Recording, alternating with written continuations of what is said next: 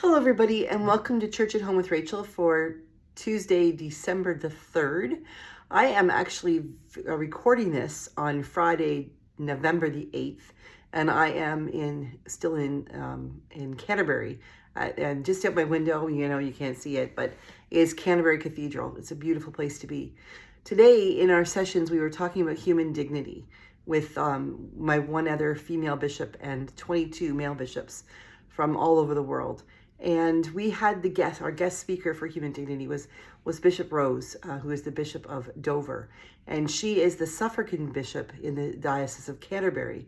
And she essentially works as the diocesan bishop because the diocesan bishop, of course, is the Archbishop of Canterbury. And he's a little bit busy as primate of the Anglican Church in England, and also as the Archbishop for the Anglican Communion worldwide.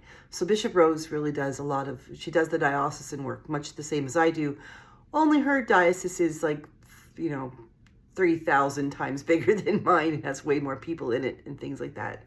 But she was talking to us about human dignity, and somehow we got onto the conversation about a little bit about politics, nothing obvious or straightforward, but talking about people who are refugees and people who are seeking political asylum in England and other places.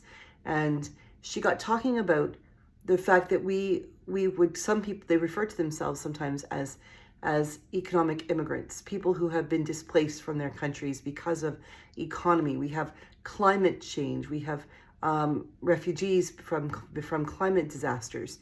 And for the people who are running, the people who are escaping, the people who are having the courage to go to a new place where they have nothing, they have no one, and they are leaving everything behind for the sake of life and their families' lives, they're not bad people. They are simply good people trying to do the right thing. And they're often referred to by the countries who are receiving them gracefully or not so gracefully as immigrants, or sometimes as refugees, and often as many other things that we have witnessed the naming of them over the last few months of the election to the south of us. And she reminded us of the origins of where a lot of us come from. For instance, in North America, some people came because they were explorers. They just simply wanted to find a new land. Some were seeking a short route to China, all those things we talk about. But a lot of people came to our shores that weren't ours then, but came to the shores of Canada and the United States and Mexico and other places because they were political refugees. They were being chased out of their homes. A lot of them were coming as economic refugees, immigrants, because places where they were in such droughts and such incredible devastation because of economies and things like that they were seeking a place where they could survive, a place where they could start again.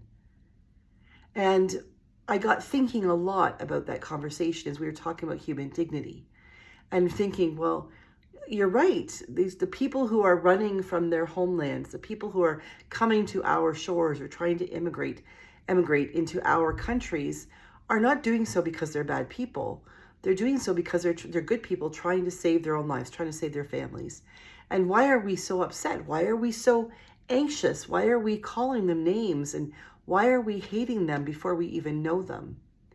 And then I started thinking about what did our ancestors, not in all cases, but what did they do? They came over and they colonialized our world, the world that was here. It wasn't my world. I shouldn't say our world. For the people, the indigenous peoples of our countries, the countries that we now call home, all of these people who were coming were not coming to be awful. They weren't coming for the most part, although we do know that there were decisions made intentionally around genocide and trying to eliminate the Indian problem in Canada, and likewise in the United States. But they weren't coming, the average person wasn't coming because they were trying to push somebody else away or out of the way. They were coming because they were looking for hope. They were looking for new possibilities. They were looking for safety. They were looking for a future that would be a future and not simply an end. But in many cases, what they brought with them was the imposition of what they knew. They weren't trying to be bad, but they brought with them farming techniques and banking techniques and teaching and language and practices, cultural practices that were theirs. They weren't threatening anyone else. They didn't think.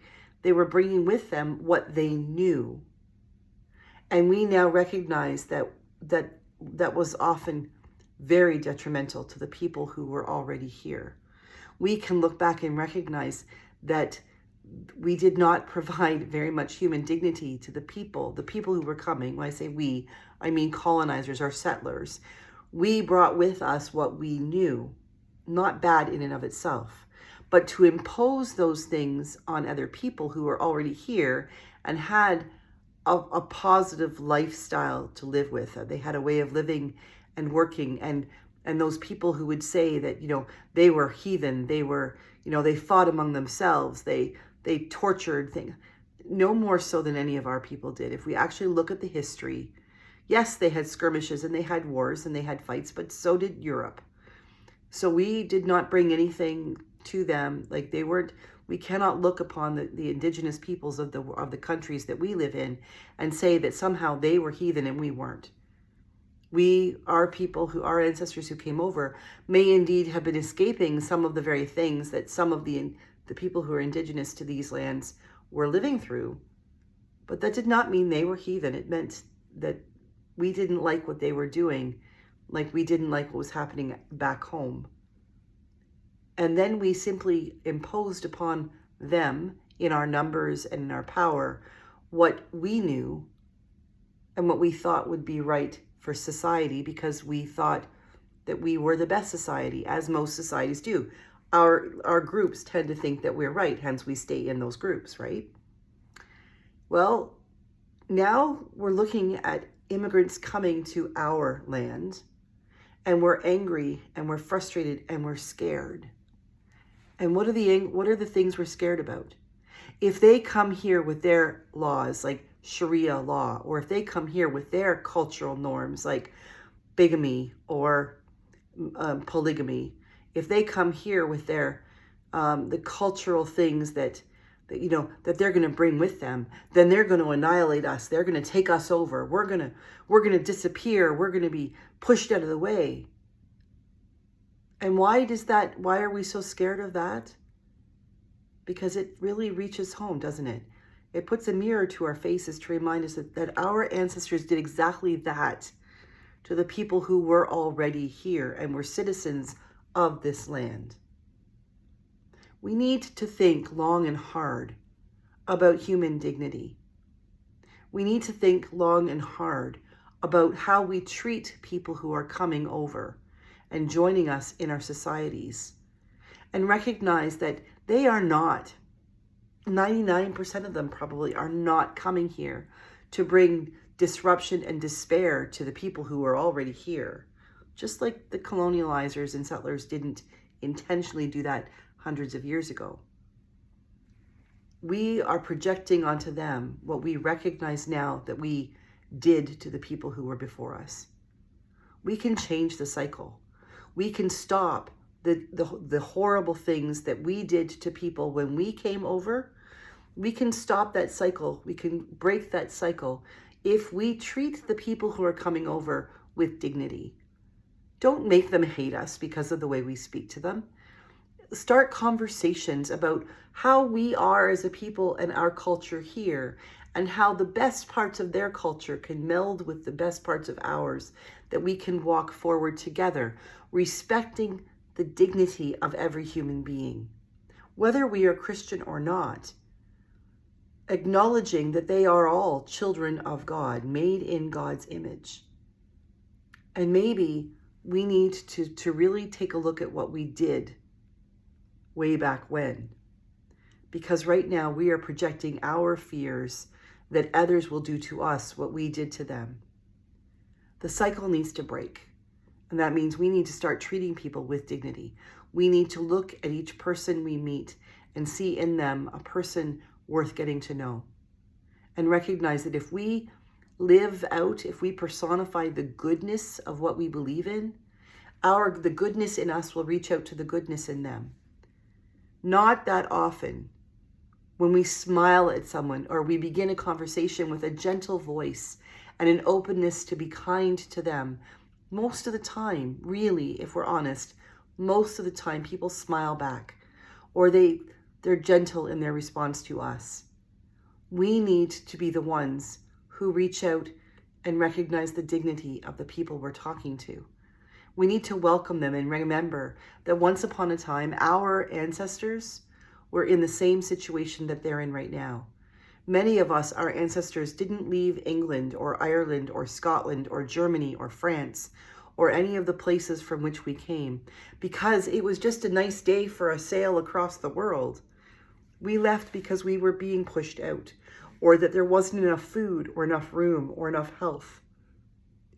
Those are very same reasons why these folks are leaving. They need safety, they need health, they need food, they need clothing and shelter. And they're seeking to find it on our shores. Shores that we borrowed, stole, took from the indigenous peoples. Maybe as we work toward truth and reconciliation with those that we imposed ourselves upon before, we need to move forward in truth and reconciliation as we welcome those who come and join us, that together, indigenous, colonial settlers, and new immigrants, we can create a new world and a new way that 200 or 300 years from now, people are not looking back and saying, oh my God, what have we done? We need to begin another time of truth and reconciliation. Maybe what we need to do now is recognize that truth needs to be spoken and acknowledged. And reconciliation has to happen with those for whom we owe reconciliation from the past. But we need to begin reconciliation with those who are coming and joining us right now. It is not a historical thing, and it's not a future thing. It's a right now thing. It's a human dignity thing. And that's what we need to work on together as brothers and sisters in this world, as children of God, all of us, regardless of color, regardless of culture or background or religion or ethnicity. We are all children of God. Have a great day. God bless you, and I will see you again tomorrow for Church at Home with Rachel, which may indeed be another month old because this is a really powerful place to be here in Canterbury. And I imagine there's a few Church at Homes still in me before I come home. God bless. See you tomorrow.